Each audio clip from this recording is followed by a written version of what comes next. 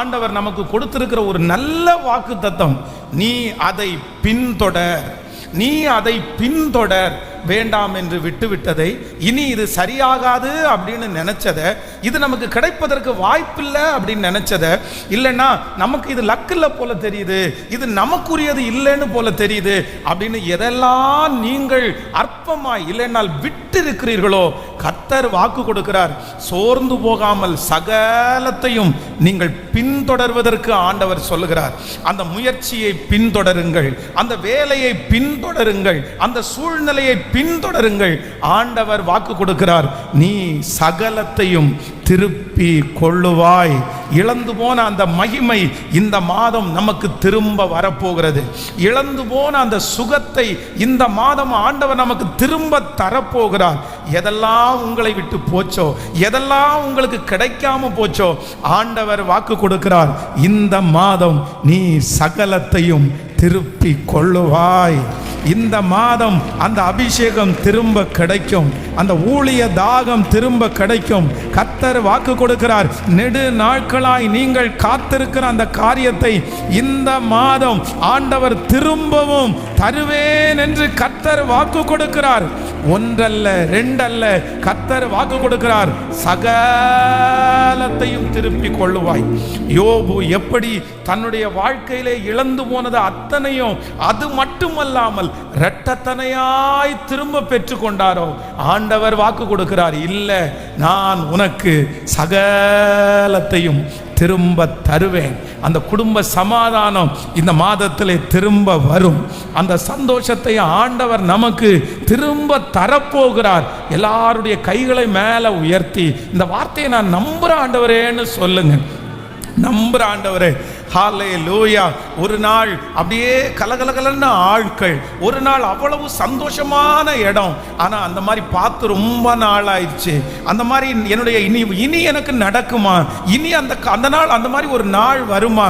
ஆண்டவர் வாக்கு கொடுக்கிறார், இந்த மாதம் வாக்கு கொடுக்கிறார், நீ சோர்ந்தே போகாதே மகளே, சோர்ந்தே போகாதே மகனே, மறுபடியும் நீ அதை பிடித்து சகலத்தையும் திருப்பி கொள்ளுவாய். அந்த இடத்தை விட்டு போன அந்த இடத்தை மறுபடியும் நீ பிடித்து அதை திருப்பி கொள்ளுவாய். சகலத்தையும் திருப்பி கொள்ளுவாய். 1ஆம் தேதி காலையில் ஆண்டவர் இந்த வாக்குத்தத்தத்தை வைத்து ஒரு 3 விதமான காரியம். அப்படின்னா தாவீது தன்னுடைய வாழ்க்கையிலே திருப்பி பெற்றுக்கொண்ட 3 காரியத்தை ஆண்டவர் பேசினார். நம்பர் 1, முதலாவதாக சத்துரு முந்தி கொண்டதை கர்த்தர் நமக்கு திரும்ப தருவார் அப்படின்னு ஆண்டவர் முதல்ல பேசினார். நம்பர் 2, இரண்டாவதாக உங்களுக்குரிய இடத்தை ஆண்டவர் திரும்ப தருவார் அப்படின்னு ஆண்டவர் பேசினார். மூன்றாவதாக கர்த்தர் நமக்கு கொடுத்து இருக்கிறதை, ஏற்கனவே நமக்கு வாக்கு பண்ணினதை நாம் பெற்றுக்கொள்ளுவோம் என்று இந்த 3 காரியத்தையும் ஆண்டவர் நம்மோடு பேசினார். ஒருவேளை இந்த வாக்கு தத்தத்தை நீங்கள் அந்த ஆராதனையில் கலந்துக்கல அப்படின்னா, நம்முடைய கம்ஃபர்ட் யூடியூப் சேனலில் அந்த ஜூலை மந்த்தினுடைய வாக்கு தத்த வசனம், அதில் நீங்கள் அந்த ஆராதனை நீங்கள் கலந்து கொள்ளுங்க, அதை கேளுங்க, அது நிச்சயமாகவே உங்களுக்கு ஆசீர்வாதமாக இருக்கும். ஹல்லேலூயா. ஆனால் நேற்றைய தினத்திலே ஆண்டவருடைய சமூகத்திலே நான் வார்த்தைக்காக நான் காத்திருந்த போது, இந்த வார்த்தையை ஆண்டவர் தாவீது என்கிற ஒரு மனுஷனுக்கு ஆண்டவர் தருகிறார். அப்போ அந்த தாவீதுக்கு ஆண்டவர் எந்த சூழ்நிலையிலே இந்த வாக்கு தத்தத்தை ஆண்டவர் தர்றாரு அப்படின்ற அந்த வசனத்தை தியானிச்சுட்டே இருக்கும்போது, தாவீது தன்னுடைய வாழ்க்கையிலே கடந்து போன 3 விதமான அந்த சூழ்நிலையில தான் ஆண்டவர் இந்த வார்த்தையை கொடுக்கிறார். அந்த 3 விதமான சூழ்நிலை நமக்கு யாருக்கு இருக்குமானாலும் நம்மையும் அந்த பாதையிலே கர்த்தர் நடத்துவேன் என்று கர்த்தர் வாக்கு கொடுக்கிறார். ஆமேன் சொல்லுங்கள். இந்த தாவீது அப்படின்ற கேரக்டர் வேதத்திலே மிகவும் ஒரு அருமையான ஒரு கேரக்டர். வேதம் சொல்லுகிறது, ஆண்டவருடைய இருதயத்திற்கு ஏற்ற தாசன். அப்படின்னா ஆடுகளுக்கு பின்பாக போய்கொண்டிருந்த ஒரு மனுஷனை ஆண்டவரை தேடின ஒரே காரணத்திற்காக, யாருமே இல்லாத போது, எல்லாரும் தனிமையாக்கப்படும் போது, இவன் மட்டும் அந்த வனாந்தரத்தில் ஆடுகளோடு சேர்ந்து அப்படியே கர்த்தரை ரொம்ப தேடினதுனால ஆண்டவர் ஆடுகளுக்கு பின்பாக போன அந்த மனுஷனை ஒரு மிகப்பெரிய அரசனாய் மாற்றினார். அவன் நினையாததை ஆண்டவர் தந்தார். அவன் போன இடத்திலெல்லாம் கர்த்தர் அவனை காப்பாற்றினார். அவனுக்கு நல்ல ஞானத்தை ஆண்டவர் தந்தார். இப்படியே தாவீதிற்கு ஆண்டவர் என்னென்ன செஞ்சார் அப்படின்ற ஒரு லிஸ்ட் போட்டுட்டோம் அப்படின்னா அவ்வளவுதான், நம்முடைய எண்ணிக்கைக்கு அடங்காது, நம்ம சொல்லுக்கு அடங்காது. அவ்வளோ நன்மைகளை ஆண்டவர் யாருக்கு செய்தார் அப்படின்னா இந்த தாவீதிற்கு ஆண்டவர் செய்தார். அதுல ஒரு ஸ்பெஷலான காரியத்தை மட்டும் நான் உங்களோட சொல்றேன், வாசிக்கலாம். 2 ராஜாக்களின் புஸ்தகத்துல 19ஆம் அதிகாரத்தினுடைய 34வது வசனத்தை வாசிக்கலாமா? ஆமென். 2 ராஜாக்கள் 19ஆம் அதிகாரத்தினுடைய 34வது வசனம். என் நிமித்தமும் என் தாசனாகிய தாவீதின் நிமித்தமும் நான் இந்த நகரத்தை ரட்சிக்கும்படிக்கு இதற்கு ஆதரவாய் இருப்பேன் என்று கர்த்தர் உரைக்கிறார் என்று சொல்லி அனுப்பினான். நல்லா கவனிச்சுங்க, ஆண்டவர் இந்த இடத்துல என்ன மென்ஷன் பண்றார் அப்படின்னா, ஒன்னு கர்த்தர் தன்னை மென்ஷன் பண்றார், என் நிமித்தமும் அவர் பேரிலே சொல்லுகிறார், என் நிமித்தமும். அடுத்ததா என்ன சொல்றார் அப்படின்னா, என் தாசனாகிய தாவீதின் நிமித்தமும். கவனிங்க, இந்த வாக்குத்தத்த வசனத்தை ஆண்டவர் தாவீதிற்கு பிறகு எத்தனை வருஷத்துக்கு அப்புறம் சொல்றார் அப்படின்னா, கிட்டத்தட்ட 309 வருஷத்துக்கு அப்புறம் ஆண்டவர் சொல்றார்.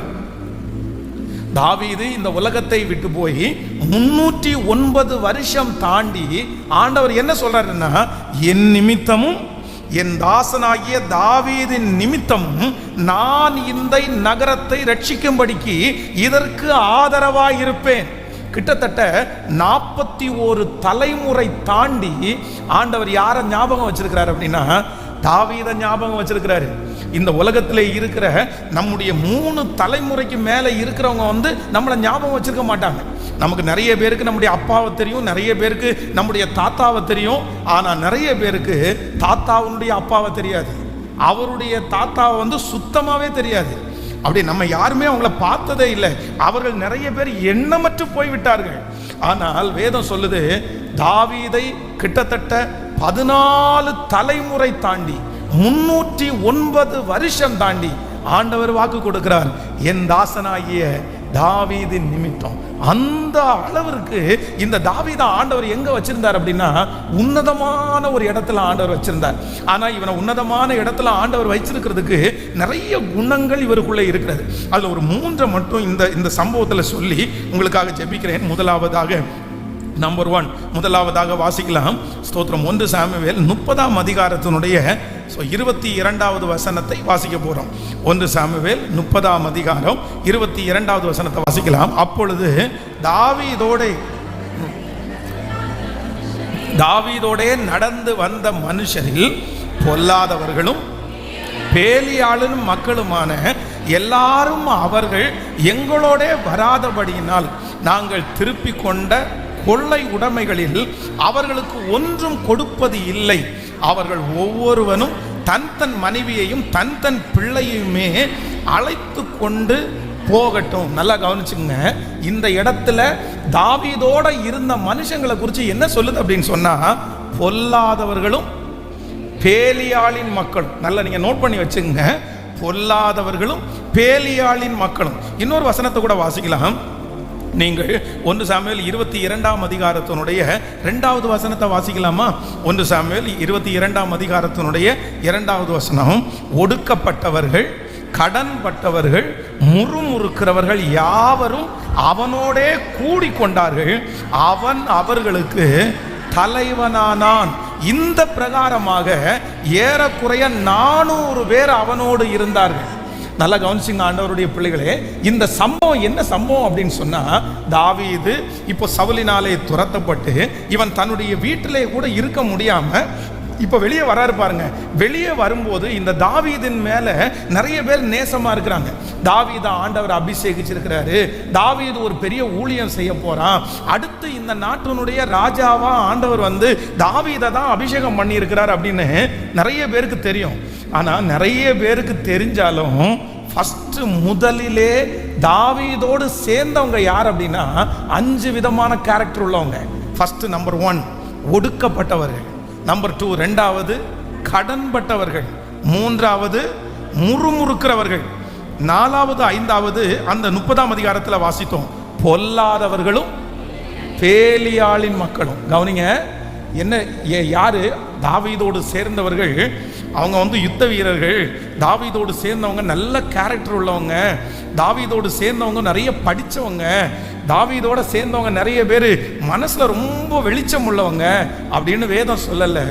தாவீதோடு சேர்ந்தவர்கள் பொல்லாதவர்களும் பேலியாளின் மக்களும் ஒடுக்கப்பட்டவர்களும் கடன்பட்டவர்களும் முறிவிருக்கிறவர்களும் ஆகிய 400 பேர். ஃபஸ்ட்டு இந்த வசனத்தில் 400, அடுத்த வசனத்தில் 200, கிட்டத்தட்ட 600 பேர் அவனிடத்திலே சேர்ந்தார்கள். குவாலிட்டியே இல்லாத, ஒரு தரம் கூட இல்லாத மனிதர்கள் 600 பேர் அவனிடத்தில் சேர்கிறார்கள். ஆனால் வேதம் சொல்லுகிறது, இந்த 600 பேரை வைத்து தன்னுடைய ஊழியத்தை, தன்னுடைய ராஜ்ய பாரத்தை ஆரம்பிச்ச இந்த தாவீது கடைசி நாட்களில் வேதம் சொல்கிறது, சமஸ்த இஸ்ரவேல் ஜனங்களுக்கும் கொடிகட்டி பறக்கிற ஒரு ராஜாவாய், எல்லாரும் மெச்சி கொள்ளுகிற ஒரு ராஜாவாய், 41 தலைமுறை தாண்டி பேசப்படுகிற ஒரு ராஜாவாய், அவன் இறந்து போயும் 309 வருடம் தாண்டி பேசப்படுகிற ஒரு ராஜாவாய் மாற்றப்பட்டான். நம்பர் 1, முதலாவதாக நீங்களும் நானும் ரொம்ப கவனமாக இருக்கணும். இன்னைக்கு ஆண்டவரிடத்தில் ஒரு அபிஷேகத்தை நம்ம கேட்கணும். ஒரு அபிஷேகத்திற்காக ஜெபம் பண்ணணும். என்ன அபிஷேகத்துக்காக ஜெபம் பண்ணணும்னா, என் கையில் எந்த உருப்படாத பொருளை கொடுத்தாலும், எந்த உருப்படாத வேலையை கொடுத்தாலும், அந்த இடத்துல இருக்கிறது சரி பண்ணவே முடியாது என்கிற இடமா இருந்தாலும், ஆனால் என்னுடைய கையில் நீங்கள் கொடுக்கும்போது அந்த உருப்படாத அந்த மோசமான ஒன்றை வச்சு நான் விலையேற பெற்ற ஒன்றாய், ஆச்சரியப்படுகிற ஒன்றாய், பிரமிக்கிற ஒன்றாய் அதை மாற்றக்கூடிய அபிஷேகத்தை என் தலையின் மேல் வைக்கிற ஒரு நல்ல தேவன். ஹல்லேலூயா. நான் நம்புகிறேன், இந்த பலிபீடத்திலிருந்து உங்களை நான் ஆசீர்வதிக்கிறேன். உங்கள் கையில் ஆகாதுன்றதை உங்களுக்கு தருவாங்க, தள்ளப்பட்டதை உங்கள் கையில் தருவாங்க, யாருக்கும் பயன்படுத்த முடியாத ஒன்றை தருவாங்க. ஆனால் நான் நம்புகிறேன், உங்கள் தலை மேலே இருக்கிற அபிஷேகம் அதை முதன்மையான இடத்துல கொண்டு வரும். உங்கள் தலை மேலே இருக்கிற அபிஷேகம் அந்த இடத்துல உங்களை சாட்சியாய் மாற்றும். ஏனென்றால் ஆகாது என்று தள்ளின கல்லை பயன்படுத்துகிற ஒரு தேவன் உங்களோடும் என்னோடும் இருக்கிறார். இப்பொழுது இந்த சத்தத்தை கேட்கிற உங்களுக்கு எல்லாருக்கும் பெஸ்ட்டை தந்திருக்கலாம், எல்லாருக்கும் பெஸ்ட்டை கொடுத்துருக்கலாம். ஆனால் உங்கள் கையில் ஒருவேளை எல்லாராலும் கழிச்சு போட்டதை உங்கள் கையில் கொடுத்துருக்கலாம். ஒரு வீட்டுக்குள்ளே நீங்கள் என்ட்ராகும்போது அந்த வீட்டில் திறமசாலிங்க நிறைய பேர் இருக்கலாம். அந்த வீட்டில் அப்பாவா அம்மாவை ஏமாற்றி வாங்குறவங்க நிறைய பேர் இருக்கலாம். ஆனால் உங்களுக்கு கொடுக்கப்பட்டிருக்கிற கணவனாரோ, உங்களுக்கு கொடுக்கப்பட்டிருக்கிற மனைவியோ, ஒருவேளை எனக்கு இப்படி அமைஞ்சிருச்சு, எனக்கு இப்படி அமைஞ்சிருச்சு, இப்படி ஒரு ஆகாது அப்படின்ற ஒன்றை மாதிரி நீங்கள் ஃபீல் பண்ணலாம். ஆனால் நான் நம்புகிறேன், ஆண்டவர் உங்கள் மேலே வச்சிருக்கிற அபிஷேகம் என்ன அபிஷேகம் தெரியுமா? அந்த ஆகாது என்கிற ஒன்றை கர்த்தர் உங்கள் கையில் கொடுத்து விலையேற பெற்றதாய் கர்த்தர் மாற்ற போகிறார். உங்கள் கையில் கொடுத்திருக்கிற பிள்ளைய வழிநடத்தக்கூடிய அபிஷேகம் இந்த மாதம் கடந்து வரும். உங்கள் வீட்டில் கர்த்தர் உங்களுக்கு கொடுத்திருக்கிற குடும்பத்தை இந்த மாதம் நடத்தக்கூடிய அபிஷேகத்தை கர்த்தர் தரப்போகிறார்.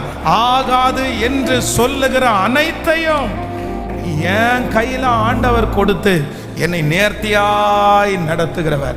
அப்போ ஆண்டவருடைய பிள்ளைகளே, இந்த தாவீதினுடையத்தில் இருந்த அபிஷேகத்திற்காக நம்ம எல்லாரும் ஜெபம் பண்ணணும்.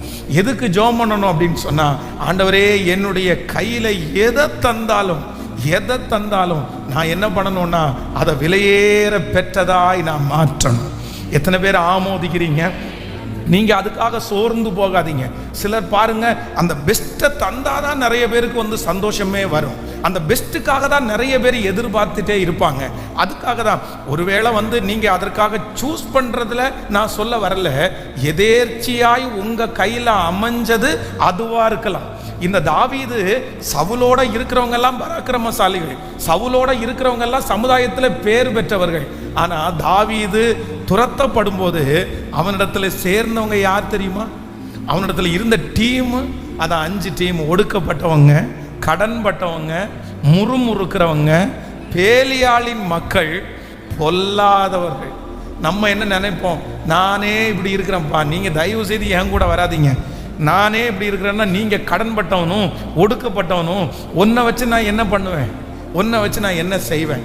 இந்த கோயம்புத்தூர்ல இருந்து ஒரு வாலிப தம்பி ரட்சிக்கப்பட்டு அரியலூர் அப்படின்ற ஒரு கிராமத்துக்கு ஊழியத்திற்காக போறாரு. யாரும் இல்லை, நம்ம பாஸ்டர் அம்மாவுடைய ஊருக்கு ஊழியத்துக்கு போறாரு. நம்முடைய பாஸ்டர் அம்மாவுடைய ஊர் வந்து ரொம்ப பட்டிக்காடு. 2008 நினைக்கிறேன். அந்த அங்கே போகும்போது பார்த்தீங்கன்னா அரியலூருக்குள்ளே என்றானா ஒரே பன்னி கூட்டம் தான் இருக்கும். அப்படின்னா அரியலூர்காரங்க கோச்சிக்க வேண்டாம், நிறைய ஊர் வந்து அப்படி தான் இருக்கும். அப்படின்னா அந்த ஊர் வந்து அவ்வளோ கிராமமான ஒரு ஊர். அப்போ இங்கேருந்து ரட்சிக்கப்பட்ட ஒரு நபர் அந்த அரியலூருக்கு போன உடனே அங்கே இருக்கிற எல்லாரையும் பார்த்த உடனே, என்ன இந்த வாலிப பசங்கள்லாம் இப்படி இருக்காங்க, ஸோ இவங்களை ஏதாவது ஒன்று பண்ணி நம்ம வந்து இவங்களை ஒரு டெவலப் பண்ணி விடணும் அப்படின்னு சொல்லி ஒரு தள்ளு வண்டியை அடித்து ரெடி பண்ணி எல்லா தள்ளு வண்டியிலையும் இந்த தக்காளி பழம் எல்லாத்தையும் அடுக்கி எல்லாருக்கும் பேண்ட் சட்டை போட்டு நல்ல எல்லாருக்கும் பெல்ட் கொடுத்து ஒரு இன் பண்ணி அப்படியே என்ன பேர் அதுக்கு இங்கிலீஷில் வந்து டொமேட்டோ அப்படின்னு சொல்லி கொடுக்குறாரு. எப்பா நீங்கள் தெருவில் போகும்போது ரோட்டில் போகும்போது சத்தமாக கத்தி டொமேட்டோ அப்படின்னு கூப்பிடுங்கண்ணா, அவங்க வாயில் இந்த டொபாக்கோ இல்லைப்பா, டொமேட்டோ இல்லை டொபாக்கோ. அப்போ வந்து அவர் சொல்றாரு, கடைசி வரைக்கும் அவங்க எப்படி தான் வித்தாங்க அப்படின்னா டொபாக்கோன்னு வித்துருக்குறாங்க. அப்போ அந்த அளவிற்கு பார்த்தீங்க அப்படின்னு சொன்னா அந்த பசங்களுக்கு அவங்களுக்கு வந்து அது சொல்ல தெரியல அவ்வளோ. ஆனால் அந்த மனுஷன் விடலை. அந்த பிள்ளைகளை வேலை முடிச்சுட்டு வந்து அவங்கள ஜோம் பண்ண வச்சு அவங்களுக்கு ஆவிக்குரிய விஷயத்தை கற்றுக் கொடுத்து இன்னைக்கு பார்த்தீங்க அப்படின்னு சொன்னால் அந்த டொபாக்கோன்னு வித்துட்டு இருந்தவங்க எல்லாரும் தேவனுடைய ஊழியத்தை செய்கிறவர்களாய் மாறினார்கள். நிறைய பேர் அதில் திருச்சபையை வச்சிருக்கிறாங்க. நிறைய பேர் ஆண்டவருக்காக வல்லமையாய் பயன்படுத்தப்படுகிறார்கள். அந்த அரியலூரில் இன்றைக்கு பெரிய வேதாகம கல்லூரி நடக்கிறது. அந்த இடத்துல ஆயிரக்கணக்கான பேர் ரட்சிக்கப்படுகிறார்கள். அப்போ ஆண்டவருடைய பிள்ளைகளே, உங்க கையில கொடுத்திருக்கிற அந்த குறைவை நினைச்சு நீங்க கவலையே பட வேண்டாம். அதை நினைச்சு எனக்கு இப்படி தந்திருக்கிறீரே ஆண்டவரே, அவனுக்கு இவ்வளவு கொடுத்தீரே, எனக்கு குறைவா கொடுத்துருக்கிறீங்களே, அவங்களுக்கு நல்ல இடம் கிடைச்சிருச்சே, எனக்கு கெட்ட இடம் கிடைச்சிருச்சே, அவனுக்கு நல்ல அம்மா, அவனுக்கு நல்ல அப்பா, எனக்கு நல்ல அம்மா அப்பா இல்லை, அவனுக்கு நல்ல ஸ்கூலு, எனக்கு நல்ல ஸ்கூல் இல்லை. இந்த மாதிரி உங்க மனசுல ஏதாவது ஓடிக்கொண்டிருக்குமானால் இன்று ஆண்டவர் உங்களுக்கு வாக்கு கொடுக்கிறார். அந்த தாவீதனுடைய அபிஷேகத்தை நம்ம தலைமையில ஆண்டவர் வைக்க போறாரு. அந்த மகிமையை ஆண்டவர் வைக்க போகிறாரு. உங்க கரம் யாரும் செய்ய முடியாததை செய்யும். உங்க கரம் தள்ளப்பட்டதை தலை நிமிர பண்ணும். உங்களுடைய கரம், உன் கை எதிலெல்லாம் வைக்கப்படுகிறதோ கர்த்தர் வாக்கு கொடுக்கிறார், நீங்கள் போய் நிற்கிற இடத்துல ஒரு ஆசீர்வாதம் வரும். நீங்கள் செய்கிற எல்லா காரியத்திலையும் கர்த்தர் உங்களோடு கூட இருந்து உங்களை ஆசீர்வதித்து கனப்படுத்துவேன் என்று வாக்கு கொடுக்கிறார். 2 கரங்களையும் உயர்த்தி ஒரு ஜபமா பண்ணுங்க பார்க்கலாம். ஒரு ஜபமா பண்ணுங்க. என் கையில கொடுத்திருக்கிற கணவனார ஆண்டவரே நான் வெற்றியாய் நடத்தணும். என் கையில கொடுத்திருக்கிற மனைவிய ஆண்டவரே பொறுமையோட நடத்தணும். தாவீது பொல்லாதவளையும் பேலியாளின் மக்களையும் கடன்பட்டவர்களையும் ஒடுக்கப்பட்டவர்களையும் முறுமுறுக்கிறவர்களையும் ஒரு பெரிய சேனையாய் நிறுத்தி சகலத்தையும் திருப்பி கொண்டது உண்மையானால் இப்போ ஆண்டவரே என் கையை பரலோகத்திற்கு நேராய் உயர்த்துகிறேன். வாலிப தம்பி கையை உயர்த்தி சத்தமா ஜெபம் பண்ணுப்பா. இதுவரையிலும் உன்னுடைய கையிலே எதுவும் வாய்க்காமல் இருந்திருக்கலாம். இதுவரையிலும் உன்னுடைய கை நஷ்டத்தை பார்த்திருக்கலாம். ஆனா அப்பா பிளஸ் பண்ண போறாரு, அப்பா ஆசீர்வதிக்க போறாரு. ஆமென். துரத்துண்டதை உன் கையில தருவாங்க. ஆனா கர்த்தரதை வெற்றியாய் மாற்றுகிற மகிமையை என் தலை மேல இப்பொழுது தந்திருக்கிற பொறுப்புல கர்த்தர் பெஸ்ட் அப்படின்னு நிக்க வைப்பாரு. அதை நடத்தக்கூடிய ஞானத்தை ஆண்டவர் தருவாரு. எந்த இடத்திலே இருந்தாலும் நீ நீர்ப்பச்சலான தோட்டத்தை போலவும் வற்றாத நீரூற்றை போலவும் இருப்பாய். ஹல்லேலூயா. வேதம் சொல்லுகிறது, யோவான் என்கிற அந்த தீர்க்கதரிசி வேதம் சொல்லுது, அவன் மலையிலே வாழ்ந்தான். வெட்டுக்கிளி காட்டுத்தேன் அவனுடைய உணவாய் இருந்தது. அவனுடைய கையிலே அவனுடைய உடம்புல போட்டிருக்கிற ட்ரெஸ்ஸு தோல் உடையா இருந்தது. வேதம் சொல்லுகிறது வனாந்திரத்திலே கூப்பிடுகிறவனுடைய சத்தம். அடிக்கடி சொல்லி இருக்கிறேன், அந்த மனுஷனுடைய ட்ரெஸ்ஸு எல்லாரும் பார்க்குற அளவுக்கு அட்ராக்ஷனாக இல்லை. கோட் ஷூட்டு போட்டுட்டு இன் பண்ணி அப்படியே ஒரு ஷூ போட்டுட்டு அப்படியே ரொம்ப காஸ்ட்லியான ஒரு சென்ட்டை அடிச்சுட்டு அப்படியே வந்தவன் கிடையாது. வேதம் சொல்லுகிறது சாதாரணமான ஒரு தோல் உடை.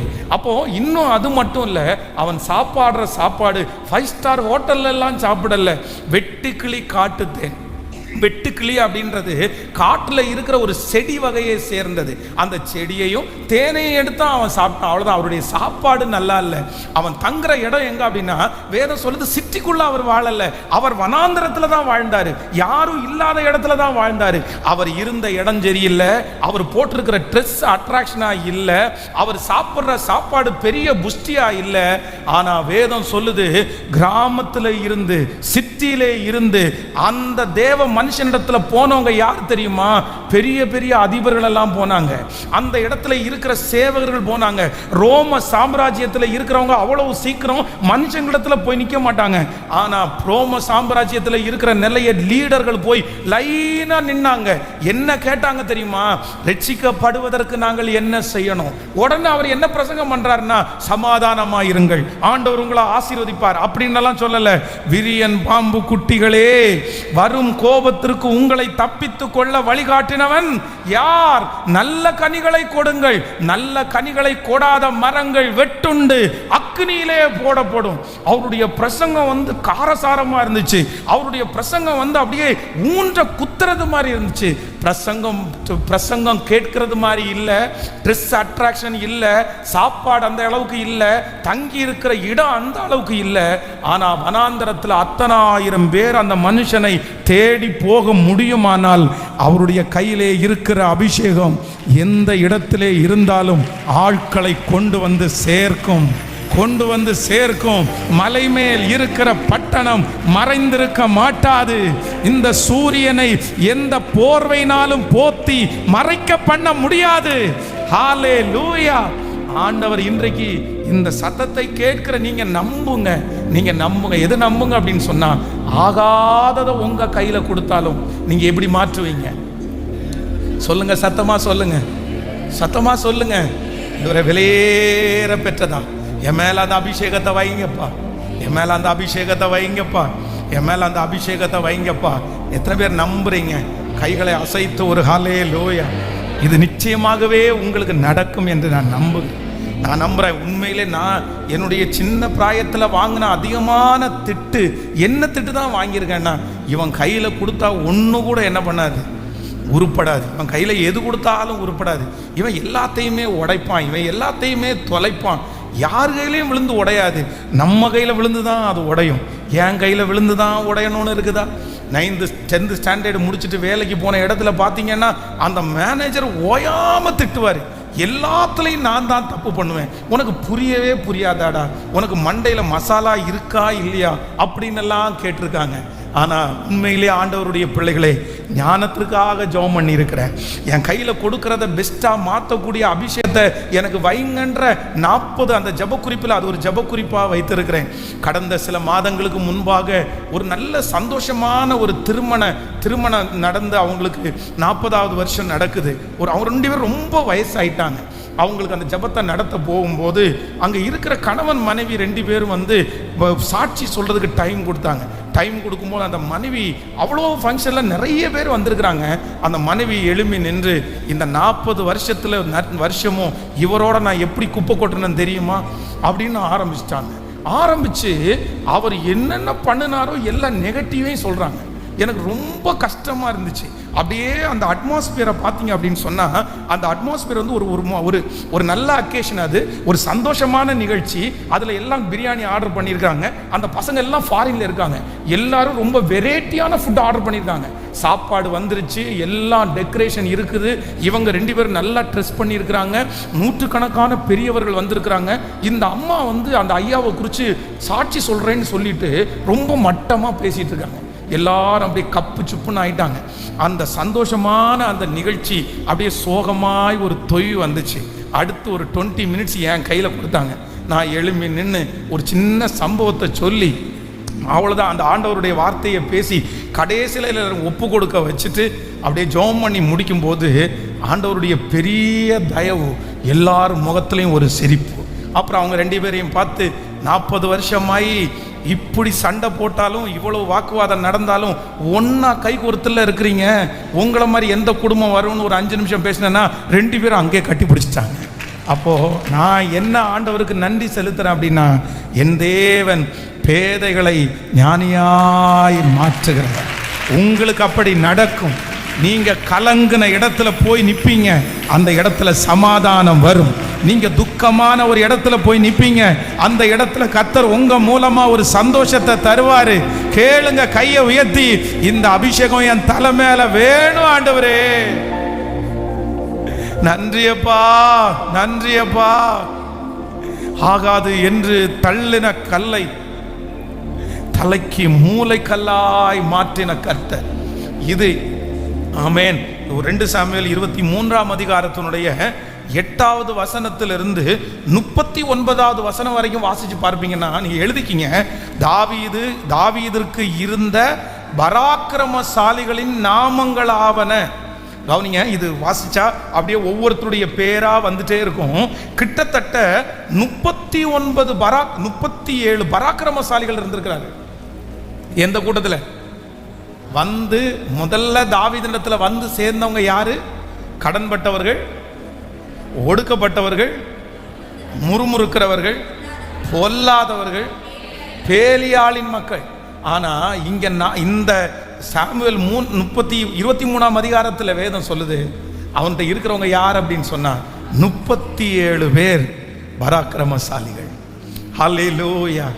உங்க கையில் ஆண்டவர் அப்படி கொடுக்கிறாரு, உங்க கையில் அப்படி கொடுக்கிறாரு. நீங்க அற்பமா நினைக்கவே நினைக்காதீங்க, அற்பமா நினைக்கவே நினைக்காதீங்க. உங்க மூலமா தான் ஆண்டவர் அதை தட்டி எழுப்ப போறாரு. உங்க மூலமா தான் அதை பிளஸ்ஸிங்குள்ள ஆண்டவர் கொண்டு போறாரு. உங்க மேல அந்த மகிமை இருக்கு சிஸ்டர், பிரதர். உங்க மேல அந்த அபிஷேகம் இருக்கு பிரதர். நீங்க போய் நில்லுங்க, நீங்க போய் நில்லுங்க, ஜெபம் பண்ணிட்டு போய் நில்லுங்க, ஆண்டவருடைய துணையோட போய் நில்லுங்க. வெறும் திராட்சை ரசம் 1 மணி நேரத்துக்கு முன்னாடி, ஆனா ஆண்டவர் சொன்ன அடுத்த நிமிஷத்துல அது வெறும் தண்ணீர். ஆண்டவர் சொன்ன அடுத்த கொஞ்ச நிமிஷத்துல அது திராட்சை ரசமா மாறிடுச்சு இல்ல. வெறும் தண்ணீரை திராட்சை ரசமாய் ஆண்டவரால மாற்ற முடியும்னா, வெறுமையான உங்களை லட்சங்களுக்கு பயன்படுத்துவது என் தேவனுக்கு லேசான காரியம். ஆண்டவருக்கு லேசான காரியம். போத்திபார் யோசேப்பை பார்த்து சொல்லும் போது என்ன சொல்றார் அப்படின்னா, கர்த்தர் அவனோடு கூட இருக்கிறார் என்றும் அவன் செய்கிற எல்லாவற்றையும் கர்த்தர் வாய்க்க பண்ணுகிறார் என்றும் யார் பார்த்தாங்களாமா? அந்த வீட்டினுடைய எஜமானன் கண்டாரம்மா. அவன் கூட கர்த்தர் இருக்கிறாரு, அவன் செய்கிறதெல்லாம் சொல்லுங்க, அவன் செய்கிறதெல்லாம் வாய்க்குது. யோசேப்பை நீங்க எங்க போனாலும் ஒன்று மட்டும்தான் கண்டுபிடிக்க முடியும், ஒன்றுக்கும் ஆகாததை அவங்க கையில் கொடுப்பாங்க. நல்லா கவனிச்சுங்க, சிறைச்சாலைக்குள்ளே இருக்கிற கைதி வந்து என்ன சுத்தமாக நகம் வெட்டிட்டா இருப்பாரு, இல்லை சிறைச்சாலையில் உள்ள கைதி வந்து உட்காருன்னா உட்காரவா செய்வார். சிறைச்சாலையில் இருக்கிறவங்க எல்லாரும், அதுவும் அந்த நாட்களிலே சிறைச்சாலையில் இருக்கிறவங்க ரொம்ப துணிகரமானவங்க. ஆனால் யார் கையில் பொறுப்பு வந்துச்சு அப்படின்னு சொன்னால், சிறைச்சாலை தலைவனுடைய கண்களை தயவு கிடைச்சு சிறைச்சாலை தலைவன் அதனுடைய மொத்த பொறுப்பையும் யார் கையில் கொடுத்துருக்கிறாரு? யோசேப்பு கையில் நம்பி கொடுக்குறாரு.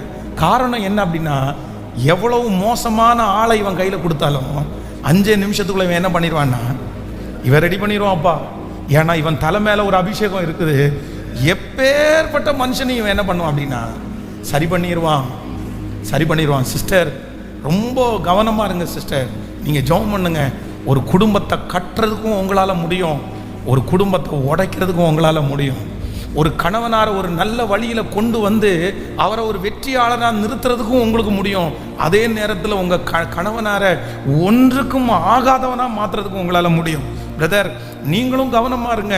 உங்களுடைய மனைவியை ஒன்றுமே இல்லாமல் அவங்கள்ட்ட இருக்கிற அபிஷேகத்தை கூட பிடுங்கிட்டு அவங்கள ஒன்றும் இல்லாமல் உட்கார வைக்கிறதுக்கும் உங்களுக்கு முடியும். ஆனால் ஒன்றும் இல்லாத அந்த பிள்ளையை தட்டி கொடுத்து பலப்படுத்தவும் உங்களால் முடியும். உங்கள்கிட்ட இருக்கிற அபிஷேகம் கேளுங்க. இந்த பிரசங்கத்தை பண்ண நீங்க கேளுங்க. நான் சொல்றேன், நீங்கள் ஜெபிப்பீர்களே ஆனால் ஆண்டவர் நிச்சயமாய் உங்களுக்கு செய்கிறதுக்கு வல்லவராக இருக்கிறார். நான் நம்புறேன், என் தலை மேல அந்த அபிஷேகம் வேணும்னு. இந்த பிரசங்கத்தை ஆண்டவர் எனக்கு கொடுக்கும்போது எனக்கு வச்சிருக்கிறாருன்னு நான் நினைக்கல. ஆனா என்ன கேட்டேன் அப்படின்னா, இன்னும் தாங்க ஆண்டவரே, இன்னும் தாங்க ஆண்டவரே, ஆகாதுன்றதை தாங்க ஆண்டவரே, குடிகாரர்களை தாங்க ஆண்டவரே, சமுதாயத்தில் ஒதுக்கப்பட்டவங்களை தாங்க ஆண்டவரே, கையில் பணமே நிற்கலன்னு சொல்கிறவங்கள தாங்க ஆண்டவரே. ஆனால் அவங்க வரணும், சர்ச்சில் வந்து உட்காரணும், வெறும் 3 இயர்ஸ் அட்டன் பண்ணணும், 3 வருஷத்தில் அவங்கள நம்பி கர்த்தர் பெரிய பொறுப்புகளை கொடுத்தாருன்னு சொல்லணும். அவங்க பிஸ்னஸ் ஆரம்பிச்சாங்கன்னு சொல்லணும். கர்த்தர் என் கூட பேசினார். இந்த திருச்சபைக்குள்ள நான் காலடி எடுத்து வைக்கும்போது ஒன்றும் இல்லாமல் வந்தேன், எப்படி பிழைப்பேன்னு வந்தேன். ஆனால் இன்னைக்கு 10 பேருக்கு பிழைப்ப கொடுக்குற அளவிற்கு ஆண்டவர் என்ன மாற்றி இருக்கிறாருன்னா, இந்த திருச்சபை, இந்த ஊழியக்காரன் காரணம்னு என்ன பார்த்து சொல்ற அளவிற்கு என் தலை மேல அந்த அபிஷேகத்தை வைக்கணும் ஆண்டவரேன்னு ஜெபம் பண்ணி இருக்கிறேன். உங்களை நம்பி ஆட்கள் தான் வரணும். ஆட்கள் வர்றதுதான் பெரிய விஷயம். உங்களை நம்பி ஆண்டவர் ஆட்களை கொடுக்கிறாரா, உங்களை நம்பி பொறுப்பு ஆண்டவர் கொடுக்கிறாரா, அதுதான் பெரிய விஷயம். ஆனா உங்க கையில கொடுக்கப்படுகிற பொறுப்பு சின்னது பெரியது அந்த மாதிரி யோசிக்க வேண்டாம். உங்க மேல இருக்கிற அபிஷேகம் அது எப்பேற்பட்டதா இருந்தாலும் உங்க கைக்குள்ள வந்துச்சுன்னா அது பெஸ்டா தான் மாறும். அது பெஸ்டா தான் மாறணும். அது பெஸ்டா தான் மாறணும். ஒரு ஜெபம் பண்ணலாமா? உங்களுக்காக நான் ஜெபம் பண்ண விரும்புறேன். இதுக்கு முன்னாடி நீங்க கை வச்சதெல்லாம் தோல்வியா இருக்கலாம். இதுக்கு முன்னாடி உங்களுக்கு ஹேண்டில் பண்ண தெரியாம இருக்கலாம். எனக்கு இந்த மாதிரி கொடுத்துருந்தா நான் நல்லா வச்சிருப்பேன், ஆனா எனக்கு இப்படி தந்துட்டாங்க, அதனால எனக்கு இன்ட்ரெஸ்டே இல்லை, அதனால விட்டுட்டேன் அப்படின்னு நீங்க நினைக்கலாம். கிடையாது, கிடையாது. நான் சொல்றேன், இருக்கிறத வச்சு பெஸ்டா உங்களுக்கு பண்ணக்கூடிய கிருபையை ஆண்டவர் தருவார். ஜெபம் பண்ணலாமா? எத்தனை பேர் ஜெபம் பண்ண போறீங்க? பிள்ளைகள் ஸ்பெஷலா ஜெபம் பண்ணுங்க. என் கையில என்ன கொடுத்தாலும், என் கையில என்ன கொடுத்தாலும், என் கையில என்ன கொடுத்தாலும் நான் அதை பெஸ்டா மாத்தணும் ஆண்டவரே. ஹல்லேலூயா. அப்படியே கைகளை உயர்த்தி ஜெபம் பண்ண ஆரம்பி. ஸ்பெஷலா வாலிப தம்பி ஜெபம் பண்ண ஆரம்பி. உனக்கு அந்த அபிஷேகத்தை ஆண்டவர் தரணும். உன்னை வலதுபுறத்திலும் இடதுபுறத்திலும் ஆண்டவர் இடம் கொண்டு பெருக பண்ண போகிறார். இந்த சத்தத்தை எங்க கேட்டுட்டு இருந்தாலும் ஆண்டவருடைய மகிமை உங்க பிள்ளை மேல. பாஸ்டர் எதை கையில கொடுத்தாலும் வீணடிக்கிறான் பாஸ்டர். என் கணவனார் எது கையில கொடுத்தாலும் வீணடிக்கிறாரு. என் மனைவி கையில ஒண்ணு கூட கொடுக்க முடியல. அவன் கேரக்டர் எப்ப மாறும்னே தெரியல. நான் ஒரு பக்கத்துல குருவி மாதிரி சேர்க்கிறேன், ஆனா ஒரு பக்கத்துல இவங்க அழிச்சுட்டே இருக்காங்க. இப்படி இருந்தா நான் எப்படி பாஸ்டர் வாழ்றது? இப்படி இருந்தா எப்படி பாஸ்டர் நான் நடக்கிறது? ஆனா இப்போ அந்த பர்சனுக்காக ஜெபம் பண்ணுங்க, அந்த நபருக்காக ஜெபம் பண்ணுங்க. ஆண்டவரே அப்பா, ஒரு அபிஷேகத்தை கர்த்தர் ஊற்றுவீராக சொல்லுங்க. சத்தத்தை உயர்த்தி, என் பிள்ளை எங்க கை வச்சாலும் அந்த இடத்துல ஆசீர்வாதம் வரணும். என்னுடைய கணவனார் எந்த இது தொட்டாலும் அந்த இடத்தை பிளஸ் பண்ணி தரணும். இந்த மாசத்திலேயே நீங்க அதை பார்ப்பீங்க. இந்த மாதம் முடிகிறதுக்குள்ள சிலர் சாட்சி சொல்லுவீர்கள், சாட்சி சொல்லுவீர்கள். பாஸ்டர் இந்த மாதம் ஆகாத ஒன்றை என் கையில தந்தாங்க, ஆனா ஆண்டவர் அதிலேயே என்ன பெஸ்டா கர்த்தர் மாற்றினார். ஹல்லேலூயா. என்னுடைய ஆண்டவருடைய அபிஷேகம் அப்படிப்பட்டதுதான். ஓ, மீன் பிடிக்கிறவர்களை கொண்டு மனிதர்களை பிடிக்கிறவர்களாய் மாற்றின கர்த்தர். பிரதர், சோர்ந்து போகாதீங்க. யாரோ ஒருத்தர் மனசு விட்டு வந்திருக்கிறீங்க. பாஸ்டர் எனக்கு மனசு விட்டுருச்சு, எனக்கு மனசு விட்டுருச்சு. எவ்வளவு முயற்சி எடுத்தேன், ஆனா கதைக்கே ஆக மாட்டாங்க, அதனால நான் விட்டுறலான்னு முடிவு பண்ணிட்டேன். எக்கேடும் கெட்டு போட்டோன்னெல்லாம் நினைச்சேன். ஆனா ஆண்டவர் சொல்றாரு, இல்ல மகனே, இல்ல மகளே, உன் கூட இருக்கிற அபிஷேகத்தை இன்னைக்கு கண்டுபிடிக்காட்டாலும் ஒரு நாள் உங்களுக்கு கொடுத்திருக்கிற அபிஷேகத்தை கண்டுபிடிப்பாங்க. அவங்க சொல்லுவாங்க, நான் உருவாக்கப்பட்டது இந்த மனுஷனால, நான் உருவாக்கப்பட்டது இந்த மனுஷியால, நான் இவ்வளவு தூரம் இருக்கிறேன்னா இவர் தான் காரணம்னு உங்களை குறித்து சாட்சி சொல்லுவார்கள். ஹல்லேலூயா. Thank you Jesus. ஆமென் சொல்லுங்கள். இந்த 21 நாட்கள் உபவாச ஜெபம் நடக்குது பாருங்க. இந்த ஜெபத்துல முக்கியமா ஒரு ஜெப குறிப்பை எழுதி வைங்க. ஒரு 1 மினிட் ஜெபம் பண்ணுங்க. உங்க தலை மேல நீங்க கையை வச்சு 21 நாட்களும் என்ன ஜெபிக்கணும்னா, என் கையில எப்பேற்பட்டதை கொடுத்தாலும் நான் என்னவா மாத்தணும் அப்படின்னா, உங்க கையில கொடுத்துருக்கிற வாழ்க்கை தப்பான வாழ்க்கையா இருக்கலாம். உங்க அம்மா உங்களுக்கு பிரசன்ட் பண்ண, உங்க அப்பா பிரசன்ட் பண்ண வாழ்க்கை தப்பான வாழ்க்கையா இருக்கலாம், கடனான வாழ்க்கையா இருக்கலாம், அப்படியே ஏழையான வாழ்க்கையா இருக்கலாம். ஆனா உங்க கையில கர்த்தர் அந்த வாழ்க்கையை கொடுத்துட்டார்ல, நீங்கள் பெஸ்ட்டாக மாற்றணும், பெஸ்ட்டாக மாற்றணும். நம்பர் 2, இரண்டாவதாக இந்த தாவீதினிடத்தில் இருந்த இரண்டாவது அபிஷேகம். நீங்கள் கவனமாக கவனிக்கிறீங்கன்னு நம்புகிறேன். கைகளை அசைத்து ஒரு ஹல்லேலூயா சொல்லலாம். நல்ல கரங்களை அசைத்து ஆமே. இந்த பக்கத்தில் இருக்கிறவங்கெல்லாம் விழிப்பாக இருக்கிறீங்கன்னு நினைக்கிறேன். ஆமேன். நம்பர் 2 ரெண்டாவது வாசிக்கலாம். இந்த 1 சாமுவேல் 30ஆம் அதிகாரத்தினுடைய 8வது வசனத்தை வாசிக்கலாமா? 30ஆம் அதிகாரம் 8வது வசனத்தை வாசிக்கலாம். தாவீது கர்த்தரை நோக்கி, நான் அந்த தண்டை பின்தொடர வேண்டுமா, அதை பிடிப்பேனா என்று கேட்டான். அதற்கு அவர், அதை பின்தொடர், அதை நீ பிடித்து சகலத்தையும் திருப்பி கொள்ளுவாய். கர்த்தருடைய பிள்ளைகளே, இங்கே தாவீது இருக்கிற சூழ்நிலையை நீங்க பார்க்கணும். அப்படின்னா ஒரு பெரிய நெருக்கமான சூழ்நிலை. ஏற்கனவே இங்கே இவன் கூட இருக்கிற ஆட்கள் யாருமே ஒரு குவாலிட்டி உள்ள ஆட்கள் கிடையாது. ஒரு பிராட் மைண்டாக யோசிச்சு, ஒரு நல்லதாக யோசிச்சு, ஒரு பாசிட்டிவாக யோசிச்சு, சரி நம்மளை மாதிரி தான் அவரும் கஷ்டப்படுறாரு அப்படின்னு யோசிக்கிற ஆட்கள் கிடையாது. நான் சொன்னது போல இந்த தாவீதை சுற்றி இருக்கிற ஆட்கள் ஞானத்தில் குறைவுள்ளவர்களும் பிராட் மைண்ட் இல்லாதவர்களும் இப்படிப்பட்ட ஆட்கள் தான் இருக்கிறாங்க. அவங்க எல்லாரும் என்ன பண்ணிட்டாங்க அப்படின்னு சொன்னா, உங்களால தானே இந்த மாதிரி ஆயிடுச்சு, நீங்க தானே எங்களை கூட்டிட்டு போனீங்க, எதுக்கு எங்களை கூட்டிட்டு போனீங்க அப்படின்னு சொல்லி அத்தனை பேரும் பெலன் போகும் மட்டும் அழுதுட்டு தங்க எல்லாருடைய கையிலையும் என்ன பண்றாங்கன்னா, ஆளாளுக்கு ஒரு கல் எடுத்துட்டாங்க. இப்ப என்ன போறாங்க அப்படின்னா, இத்தனைக்கும் காரணமானவன் யாரு? நீ தான் காரணமானவன், அதனால உன்னை நாங்கள் கொன்றுவோம், உனக்கு விரோதமாய் நாங்கள் கல்லறிவோம். நல்லா கவனிச்சுங்க. இப்போ தாவீது தன்மேல் கோபமாய் இருக்கிற ஜனங்களை உடனே அடக்கணும், அடுத்த நிமிஷம் அடக்கணும். இவனுடைய மனைவியும் காணாம போயிடுச்சு, இவனுடைய பிள்ளைகளும் இல்லை, கண்ணுக்கு முன்னாடி எல்லாம் சுட்டரிக்கப்பட்டு கிடக்கிறது. இவனுக்கும் அவ்வளோ வருத்தம் இருக்குது. ஆனா வேதம் சொல்லுகிறது என்ன இவர் பண்ணார் அப்படின்னு சொன்னா, அந்த ஜனங்கள் அத்தனை பேரும் அவ்வளவு கோபமா இருக்கும்போது தாவீது யார்கிட்ட போறார் அப்படின்னு சொன்னா, ஆண்டவரே இந்த தண்டை சொல்லுங்க, இந்த தண்டை பின்தொடரலாமா, பின்தொடரலாமா? நெருக்கமான சிச்சுவேஷன், டிசைட் பண்ணக்கூடிய ஒரு கட்டாயத்துக்குள்ள இருக்கிறான். இந்த முடிவை இப்ப எடுத்து இந்த ஜனங்களை சமாதானப்படுத்தலைன்னா அத்தனை பேரும் கல்லெறிஞ்சு கொல்ல போறாங்க. இந்த நேரத்தில் நான் ஜெபம் பண்ணிட்டு வரேன், இந்த நேரத்தில் நீ கொண்டு வாப்பா, அதை கொண்டு வாப்பா, நம்ம பார்ப்போம் என்ன இருக்குன்னு பார்ப்போம் அப்படின்னு கொண்டு வாப்பா. இந்த நேரத்தில் ஜெபம் தேவையா? இந்த நேரத்தில் ஆண்டவருடைய சித்தத்திற்காக காத்திருக்கலாமா? எத்தனை பேர் அப்படி சொன்னாலும் தாவீதினிடத்தில் இருந்த ஒரு பெஸ்ட் குவாலிட்டி என்ன அப்படின்னா, எதை செஞ்சாலும் முதல்ல யார்கிட்ட கேட்பான் அப்படின்னு சொன்னா, கர்த்தரிடத்திலேயே. கர்த்தரிடத்திலேயே. பிரதர், ரட்சிக்கப்பட்ட புதுசில் நிறைய பேர் ஆண்டவரிடத்தில் கேட்டு கேட்டு செய்வாங்க. சொந்தக்காரங்களுக்கு வீட்டுக்கு போகணுன்னா கூட கேட்டு தான் போனாங்க. இந்த கடைக்கு டீ குடிக்க போகலாமா ஆண்டவரே, உங்களுக்கு சித்தமா ஆண்டவரே, உங்களுக்கு சித்தம்னா நடத்துங்க ஆண்டவரே, இந்த பொருளை வாங்கலாமா வாங்க வேண்டாமா சித்தமா சொல்லுங்க ஆண்டவரே. ஆனால் இன்னைக்கு நிறைய பேர் என்ன அப்படின்னு சொன்னா, இன்னைக்கு கையில் பணம் இருக்குதுன்னு சொன்ன உடனே, அதற்கு அதிகாரம் வந்துச்சுன்னு சொன்ன உடனே நம்ம நிறைய பேர் யாருடைய சித்தத்தை கேட்கறது இல்லைன்னா, கர்த்தருடைய சித்தத்திற்காக கர்த்தரிடத்தில் கேட்டு நிறைய பேர் செய்கிறதே இல்லை. திருமணம் அப்படியா, உடனே வெளியே தான் பார்க்குறாங்க எல்லாரும். சரியான பையனா, அழகான பையனா, நல்லா சம்பாதிக்கிறானா, அதில் ஆண்டவருடைய சித்தம் இருக்கா, ஆண்டவருடைய நடத்துதல் இருக்குதா, இதுதான் ஆண்டவர் எனக்காக நியமித்த பையனா பொண்ணா, இதில் ஏதாவது அடையாளத்தை ஆண்டவர் காண்பிக்கிறாரா? இல்லை. அப்படின்னா அதெல்லாம் எதுவும் கேட்கறதில்ல. இந்த பொருளை வாங்கலாமா வாங்கக்கூடாதா அந்த மாதிரி எதுவுமே கேட்கறதில்ல. எதையாவது ஒரு இடத்துக்கு போகும்போது ஜெபம் பண்ணிட்டு, இது உங்களுக்கு சித்தமாக இருந்தால் வாய்க்கட்டும் ஆண்டவரே, இல்லைன்னா இது வேண்டாம் ஆண்டவரே அப்படின்னு கேட்குறோமா? நிறைய பேர் எதை கேட்கறதில்ல அப்படின்னா, ஆண்டவருடைய சித்தம் என்னன்னு நம்ம விசாரிக்கிறது இல்லை. ஆனால் இந்த இது சவுலை எடுத்து பாருங்கள், எத்தனையோ சூழ்நிலை அவனுடைய வாழ்க்கையில் வருது.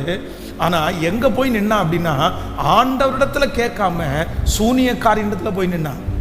சூனியக்காரியிடத்தில் போய் செய்யலாமா வேண்டாமான்னு கேட்டான். பிரதர், செய்யலாமா வேண்டாமான்னு கேட்குறத ஒரு ரட்சிக்கப்படாத மனுஷனிடத்தில் போய் செய்யலாமா வேண்டாமான்னு எப்படி கேட்பீங்க? அவர் ரட்சிக்கவே படலை, அவருக்கு உங்களை பற்றி எதுவுமே தெரியாது. உலகத்தில் இருக்கிற பல மனிதர்களை பார்த்து செய்யலாமா வேண்டாமான்னு நம்ம நிறைய பேர் கேட்குறோம். ஆனால் ஆண்டவருடைய சமூகத்தில் நம்ம கேட்டிருக்கிறோமா? அது ஒருவேளை இதுவரைக்கும் இல்லைன்னாலும் இன்னைக்கு உங்க மேல ஒரு அபிஷேகம் கடந்து வரணும். என்ன அபிஷேகம் அப்படின்னு சொன்னா, ஆண்டவரே நீங்கள் எதை எனக்கு செய்தாலும் அதுல என்ன இருக்கணும் அப்படின்னு சொன்னா, உங்க சித்தம் பரமண்டலத்திலே செய்யப்படுவது போல இந்த பூலோகத்திலையும் என் வாழ்க்கையிலே செய்யப்படுவதாக.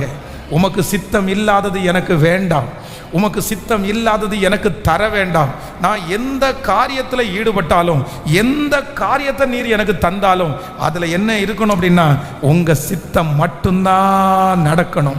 அவருடைய சித்தம் இல்லைன்னு ஆண்டவர் பல டைம் உங்களோட பேசி இருப்பார். ஆனால் அது எவ்வளோ காஸ்ட்லியா இருந்தாலும், அது எவ்வளோ விலையேற பெற்றதா இருந்தாலும், நீங்க ஒண்ணு மட்டும் சொல்லுங்க, ஆண்டவரே உமக்கு பிரியம் இல்லாதது எனக்கு வேண்டாம் ஆண்டவரே. நான் நம்புகிறேன் நீங்கள் எதை விட்டு கொடுக்கிறீர்களோ, எதை இழக்கிறீர்களோ, பல மடங்கு ஆண்டவர் உங்களுக்கு திரும்பி தருவதற்கு கர்த்தர் வல்லவராய் இருக்கிறார். நம்புறவங்க முழு பலத்தோடு கரங்களை தட்டி, முழு பலத்தோடு கர்த்தர் நல்லவர், கர்த்தர் நல்லவர்.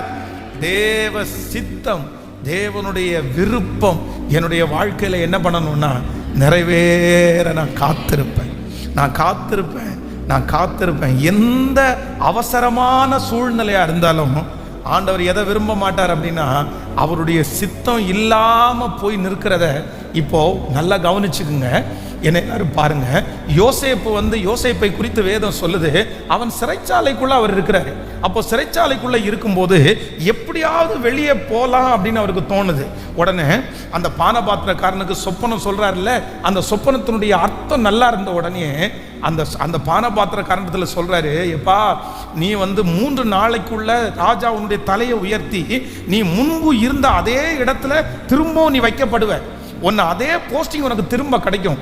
ஆனா ஒரே ஒரு ஹெல்ப் மட்டும் நீ பண்ணு, நீ ராஜாவினிடத்துல போகும்போது என்னை பற்றி கொஞ்சம் ராஜாவிடத்துல என்னை கொஞ்சம் சொல்லுப்பா, நான் களவாய் கொண்டு வரப்பட்டவன் சொல்லுப்பா, எனக்கு எப்படியாவது இந்த இடத்துல இருந்து என்ன பண்ணு, நீ கொஞ்சம் காப்பாத்தி விடு. இப்ப நான் உங்களை பார்த்து கேட்கிறேன், ஒருவேளை அந்த பானபாத்திரக்காரனுடைய தலைவனுக்கு யோசேப்பின் மேல ஒரு நல்ல அபிப்பிராயம் இருந்து போய் ராஜாவுக்கு அந்த பானபாத்திரம் அப்படின்னா அந்த மது இல்லைன்னா சாப்பாடை கொடுக்கும்போது, ஐயா இந்த மாதிரி என் கூட ஒருத்தர் இருந்தாரியா ஜெயிலில், ரொம்ப நல்ல மனுஷன்யா, எந்த தப்புமே அவர் பண்ணலையா, அவரை கொஞ்சம் நம்ம விடுதலை ஆக்கிட்டோம்னா ரொம்ப யூஸ்ஃபுல்லாக இருப்பார், என் சொப்பனத்துக்கெல்லாம் பதில் தந்திருப்பார் அப்படின்னு சொல்லி அந்த ராஜா சரிப்பா அவரை கூப்பிட்டு ஏதாவது செய் அப்படின்னு சொன்னா, யோசேப்புக்கு என்ன கிடைச்சிருக்குன்னு நினைக்கிறீங்க? என்ன கிடைச்சிருக்குன்னு நினைக்கிறீங்க? நான் என்ன நம்புறேன் அப்படின்னா, பானபாத்திரக்காரனுடைய சிபாரிசியில யோசேப்பு அந்த அரண்மனைக்குள்ள போயிருந்தான்னா துடைக்கிற வேலை, கூட்டுற வேலை தான் கிடைச்சிருக்கும், கிளீன் பண்ற வேலை தான் கிடைச்சிருக்கும். ஆனா ஆண்டவர் ஒரு நாள், கர்த்தர் ஒரு நாள் யோசேப்பை யார் முன்னாடியே நிறுத்துறாருன்னா, பானபாத்திரக்காரன் இன்ட்ரோடியூஸ் பண்ணாம, பானபாத்திரக்காரன் சொல்லாமலே கர்த்தர் ஒரு நாள் பார்வோனுக்கு முன்பாக கொண்டு வந்து நிறுத்துகிறார். அவனுக்கு கிடைச்சது என்ன அப்படின்னு சொன்னா, பார்வோனிலும் மேலான அதிகாரம். அரண்மனையிலே மட்டும்தான் நான் பெரியவனா இருப்பேன், மற்றபடி இந்த முழு எகிப்திற்கும் யாரு தான் பெரிய ஆள் அப்படின்னா, நான் நம்புறேன் சில பேர் நம்மை மறக்கிறதற்கு காரணம் தீமைக்கு அல்ல, கர்த்தர் வாக்கு கொடுக்கிறார், அது நன்மைக்கு. சில பானபாத்திரக்காரர்களுக்கு எத்தனை உதவி செய்து இன்னைக்கு நாம் உதவியற்று இருக்கும்போது அவர்கள் கண்டும் காணாமல் போகிறார்களா? அவர்கள் நினைச்சா எனக்கு சொல்லி இருக்கலாமே, அவர்கள் நினைச்சா ஒரு சின்ன போஸ்டிங் வாங்கி கொடுத்திருக்கலாமே. ஆண்டவர் வாக்கு கொடுக்கிறார், கவலைப்படாதே மகனே கவலைப்படாதே, உன் பிள்ளைக்கு அவங்க செய்ய வேண்டிய அவசியம் இல்லை, உங்க பிள்ளைக்கு கர்த்தர் செய்வேன் என்று கர்த்தர் வாக்கு கொடுக்கிறார். அவர்கள் செய்வது கொஞ்சம், அவர்களால கொஞ்சம் தான் செய்ய முடியும். ஆனால் கர்த்தர் உங்களுக்கு செய்வது நீ அறியாததும் உனக்கு எட்டாததும். நம்புறவங்க கரங்களை மேல தட்டி ஹல்லேலூயா. அவர்கள் உயர்த்தினால் கொஞ்ச தூரம் தான் உயர்த்த முடியும், அவர்கள் கொடுத்தால் கொஞ்சம் தான் கொடுக்க முடியும். ஆனால் என் தேவன் உங்களுக்கு கொடுப்பாரே, ஆனால் அமுக்கி குலுக்கி சரிந்து விழும்படியாய் மிச்சம் எடுக்கிற அளவிற்கு நம்புறவங்க கையை நல்லா தட்டி ஆமென் ஆமென். முழு பலத்தோடு ரம் தமானே கரபம் லத்தரப தேவ மகிமை, தேவ மகிமை. எங்களுக்கான வாசல்கள் திறக்கட்டும், எங்களுக்கான வாசல்கள் திறக்கட்டும், எங்களுக்கான வாசல்கள் திறக்கட்டும். ஹல்லேலூயா. இன்னைக்கு இரண்டாவதாக ஒரு அபிஷேகத்திற்காக ஜெபம் பண்ணுங்க. ஆண்டவரே, எவ்வளவு அவசரமா இருந்தாலும், எவ்வளவு அவசரமா இருந்தாலும் நான் என்ன பண்ணுவேன் அப்படின்னு சொன்னா, ஆண்டவரே உம்முடைய சித்தத்தை நான் சத்தமா சொல்லுங்க, சித்தத்தை கேட்பேன். சித்தத்தை நாளைக்கு காலையில் ஆப்ரேஷன் பண்ணலைன்னா செத்துருவாரு அப்படின்னு சொன்னா கூட நம்ம கலங்க வேண்டியது இல்லை. அவர் கொடுக்கிற ஜீவன் அவர் எடுக்கிற வரைக்கும் கண்டிப்பா போகாது. நம்ம அந்த இடத்துல என்ன பண்ணணும்னா வெயிட் பண்ணணும். அந்த இன்னொரு முயற்சியை நம்ம எடுக்கணும். உடனே டக்குன்னு அவசரப்பட்டு அந்த காரியத்தை முடிவெடுக்க கூடாது. பொறுமையா காத்திருக்கணும். காத்திருக்கிறது என்கிறது கர்த்தருடைய சித்தத்தை கேட்பது என்பது பெரிய ஆசீர்வாதம். இதுக்கு முன்னாடி ஆண்டவருடைய சித்தத்தை கேட்காம ஏதாவது ஒரு தோல்வியா இருக்கா? பாஸ்டர், தெரியாம ஆண்டவருடைய சித்தத்தை கேட்காம நான் இதை செஞ்சுட்டேன், ஆண்டவருக்கு விருப்பமா இல்லையான்னு நான் கேட்கவே இல்லை, என்னமோ அவங்க சொன்னதுனால செஞ்சேன், இவங்க சொன்னதுனால செஞ்சேன் அப்படின்னு ஏதாவது குழம்பி போயிருக்கிறீங்களா? ஆனால் ஆண்டவரிடத்தில் போய், ஆண்டவரே உங்களுக்கு தெரியாமல் நான் இப்படி பண்ணிட்டேன், கேட்காம பண்ணினது தவறு தான், ஆனால் இதை மாற்றி தருவதற்கு உங்களால் முடியும், இதை திரும்ப பிளஸ் பண்ணி தருகிறதற்கு உங்களால் முடியும். நான் தெரியாமல் இதை செஞ்சுட்டேன், ஆனால் உங்கள் ஆசீர்வாதம் அந்த இடத்துல வரும்னா அதை எனக்கு தகுந்தது மாதிரியே புதுப்பிக்கிறதற்கு ஆண்டவர் வல்லவராக இருக்கிறார். ஹல்லேலூயா. தேவனுடைய விருப்பம் இல்லாமல், சித்தம் இல்லாமல் நீங்கள் கேட்டு செஞ்சதை குறித்து நீங்கள் வருத்தத்தோடு இருப்பீங்க. நான் மன்னிப்பு கேட்டு அதை ஆண்டவரே உங்கள் சித்தத்திற்கு இங்கே கொண்டு வாங்க ஆண்டவரே, நீங்கள் உதவி செய்யுங்க ஆண்டவரேன்னு ஜெபம் பண்ணுங்க. ஆண்டவர் அதை ஆசீர்வதித்து கொடுக்கறதற்கு கர்த்தர் வல்லவராக இருக்கிறார். கைகளை அசைத்து ஒரு ஹல்லேலூயா.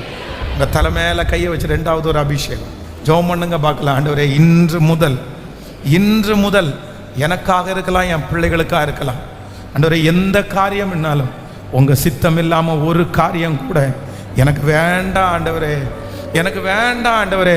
இந்த காரியம் உங்களுக்கு சித்தம் இல்லைன்னா எனக்கு வேண்டாம் ஆண்டவரே. ஆண்டவரே, இந்த காரியம் உங்களுக்கு பிரியம் இல்லைன்னா என்னை விட்டு எடுத்து போடுங்க ஆண்டவரே. சொல்லுங்க ஆண்டவரிடத்துல சொல்லுங்க, ஆண்டவரே வேண்டாம்ப்பா, உங்களுக்கு சித்தம் இல்லாதது வேண்டாம் ஆண்டவரே, உங்களுக்கு பிரியம் இல்லாதது வேண்டாம் ஆண்டவரே. ஆண்டவரே, இனி என்ன ஒரு இடத்துல கொண்டு போய் உட்கார வைக்கணும்னா ஆண்டவரே, எந்த இடம் உங்களுக்கு சித்தமான இடமோ அந்த இடத்துல உங்களை கொண்டு போய் உட்கார வைங்க.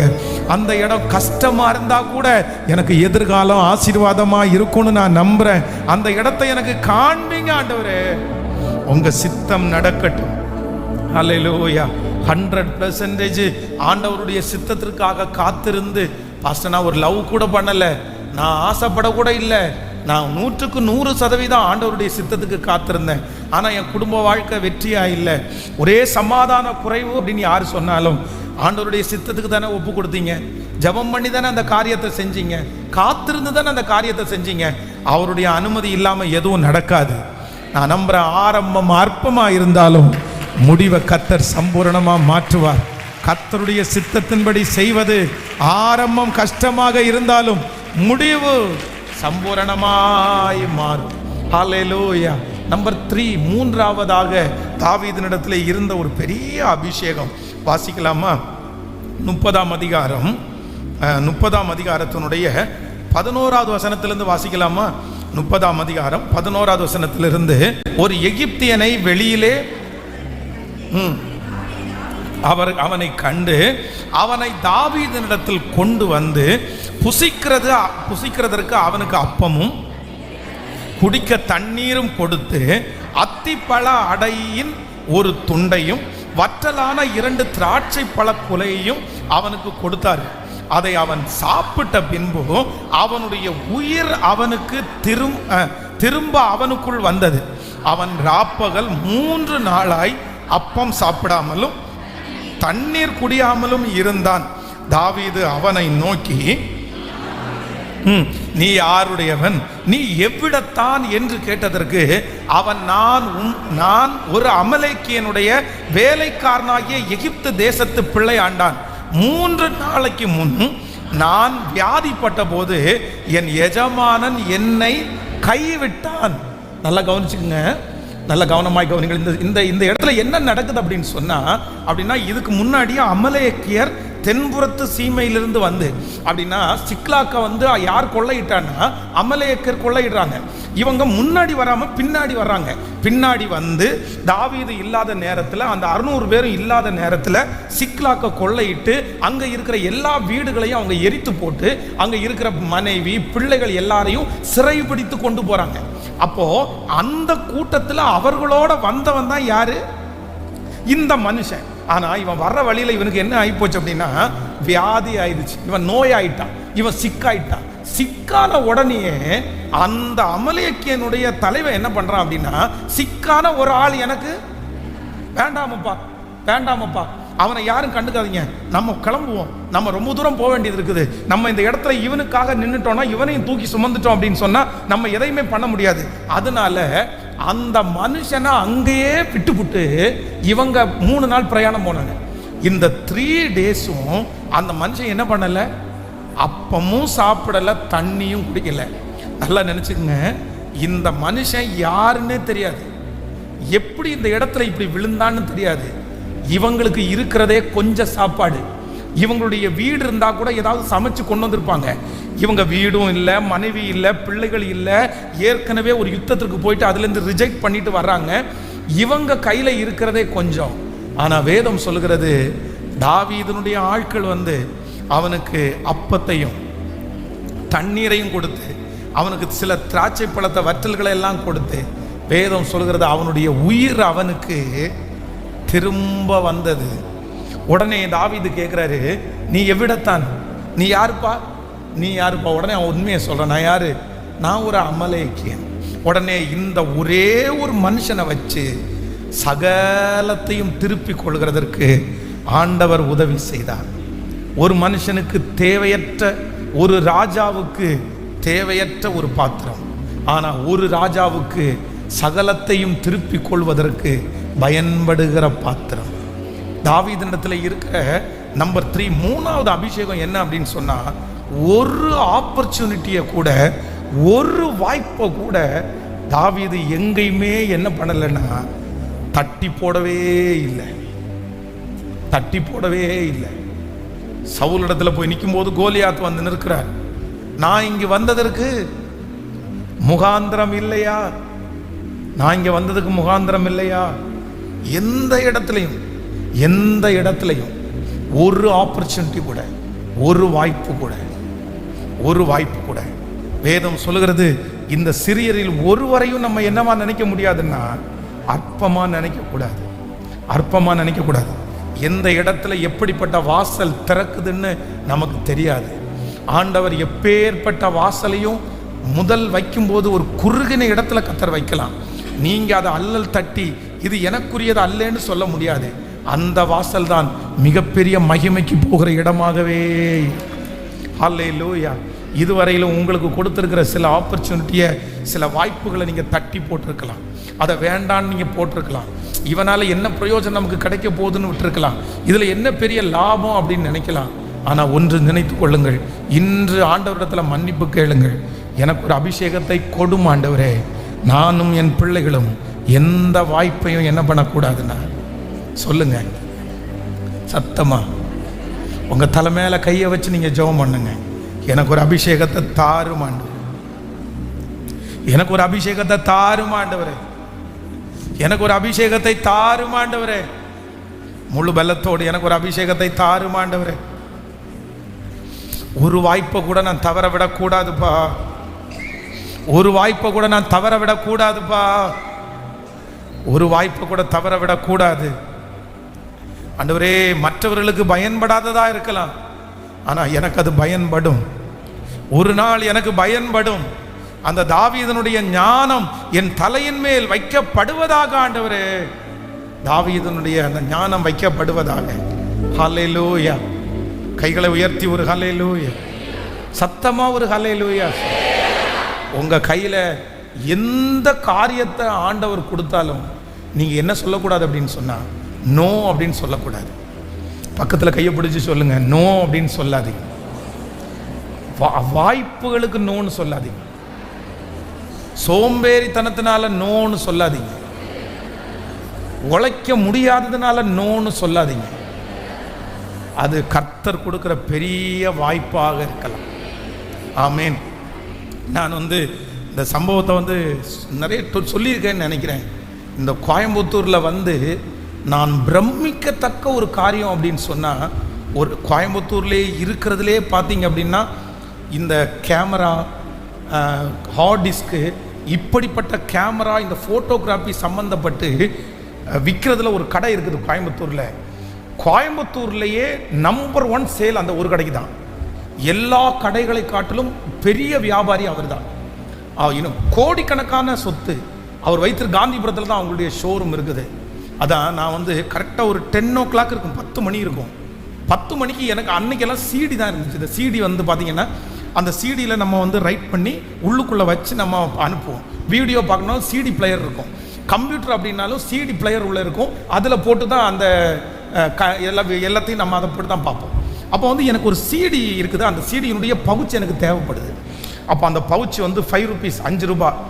இந்த சிடியை கவருக்குள்ளே உள்ள வைக்கும்போது ஒரு பேப்பரில் மடித்து பேக்குள்ளே வச்சுருக்கிறேன். ஸ்க்ராட்ச் ஆயிடுச்சுன்னா புது சிடி மாதிரி இருக்காது. அதனால் சரி, நான் என்னென்னா ட்ரை பண்ணி பார்ப்போம், அந்த கடை இருக்கா இல்லையான்னு ட்ரை பண்ணி பார்ப்போம்னா, கரெக்டாக பாருங்கள், அந்த கடைக்கு முன்னாடி போகும்போது அந்த ஓனர் எல்லா வேலைக்காரங்களையும் அனுப்பிட்டாரு.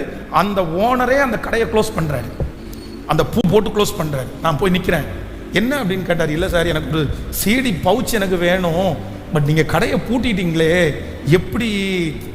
அதனால என்ன உங்களுக்கு சிடி பவுச் தானே வேணும், நான் தர்றேன் அப்படின்னு சொல்லி அந்த கடைக்கு கிட்டத்தட்ட 3 கேட் பக்கத்தில் இருக்குது.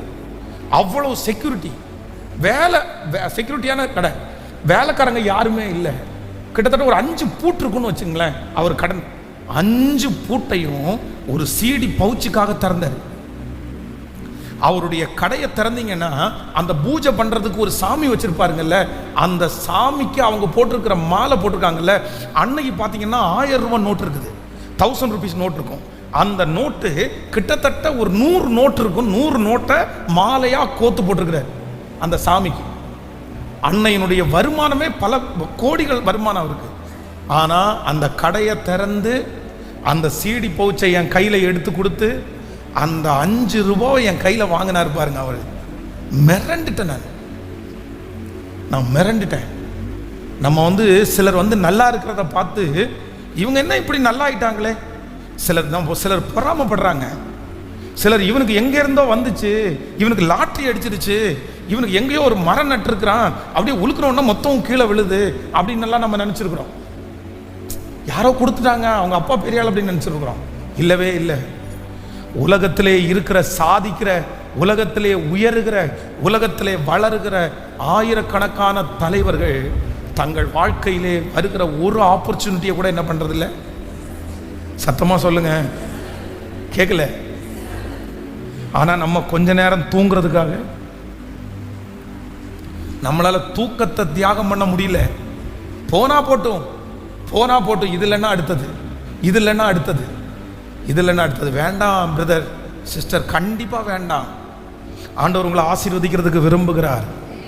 அதான் உலகத்தில் ஒரு பழமொழி சொல்லுவாங்க, காற்றுள்ள போதே தூற்றிக்கொள் அப்படின்னுவாங்க, சிறுதுள்ளி பெருவெள்ளம் அப்படின்னு எல்லாம் சொல்லுவாங்க.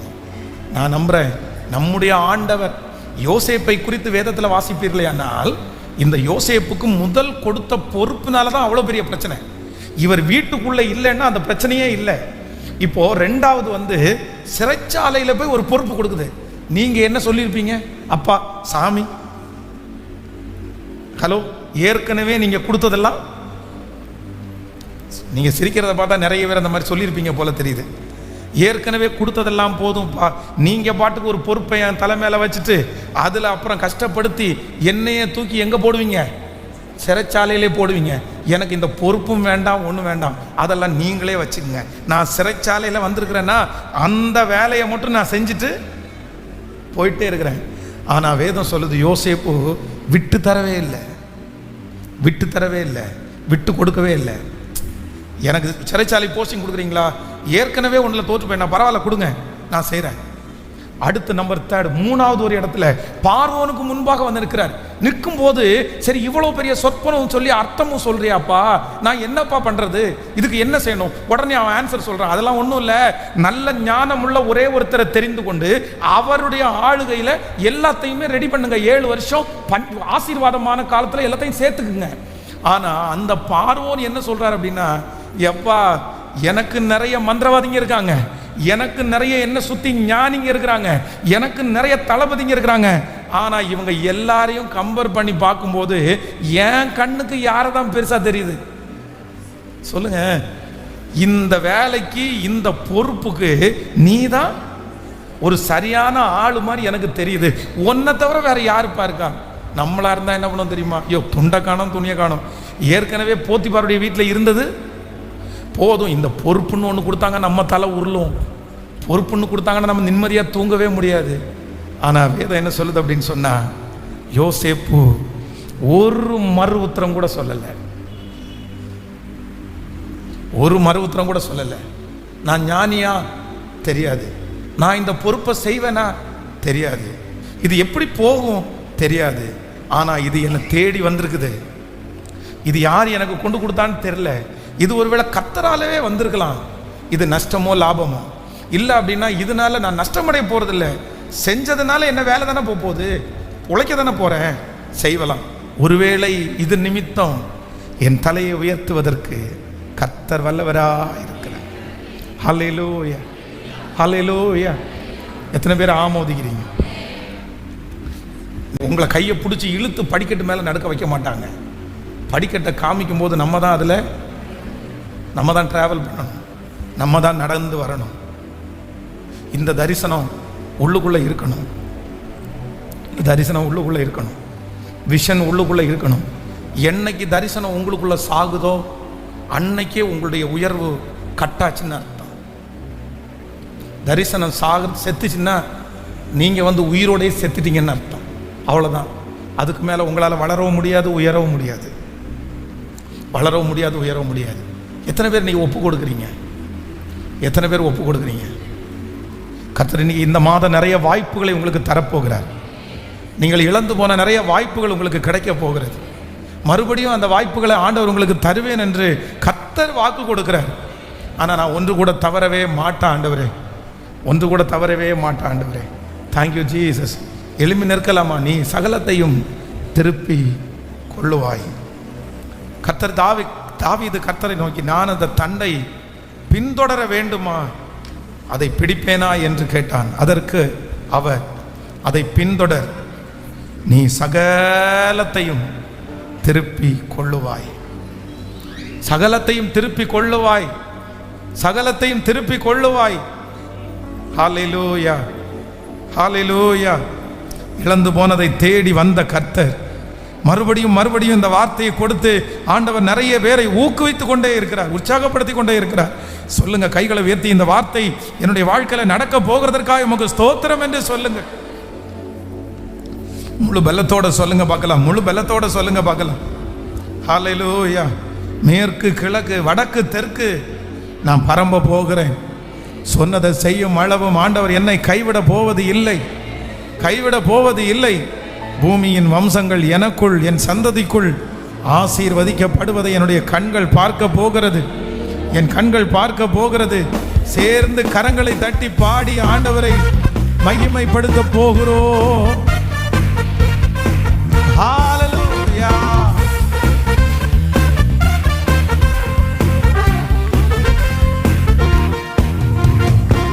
மேற்கு கிழக்கு வடக்கு தெற்கு பூமியின் தோளை போல் சந்தாதி பேரு என்று வாக்குரைத்தீரே.